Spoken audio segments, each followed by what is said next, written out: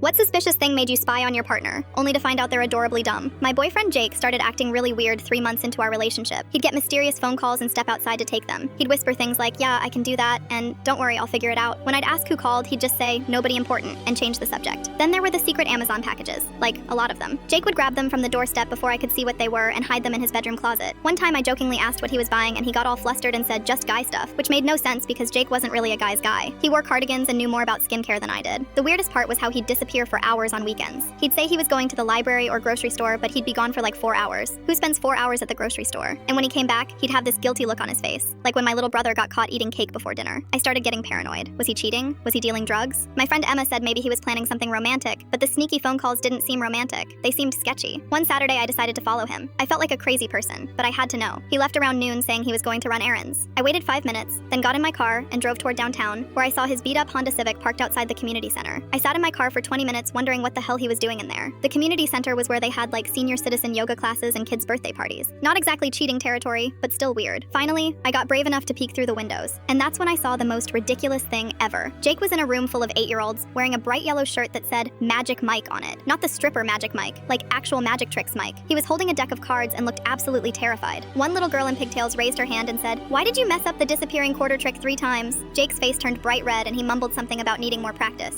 I watched him pull a rubber chicken out of his sleeve instead of a rabbit. The kids just stared at him. One boy asked if the chicken was supposed to be alive. Jake nodded very seriously and started making chicken noises. That's when it all clicked. The mysterious packages were magic trick supplies. The phone calls were him talking to other magicians asking for advice. The hours away from home were him practicing at the community center because he was too embarrassed to practice in front of me. I snuck back to my car and drove home, trying not to laugh. When Jake came back 3 hours later, he looked defeated. His hair was messy and there was glitter on his shirt. "How are your errands?" I asked, trying to keep a straight face. "Fine," he said sadly. "Just boring stuff." That night, I told him I knew about the magic lessons. He looked like he wanted to disappear into the couch. Turns out he'd signed up because he wanted to learn some tricks to impress me, but he was terrible at it. Like, really terrible. The kids had nicknamed him Broken Magic Mike because nothing ever worked right. Last week, he tried to make a balloon animal and it popped in a little girl's face. She cried for 10 minutes. "I just wanted to do something cool for you," he said, "but I can't even make a quarter disappear without dropping it." I felt like such a jerk for thinking he was cheating.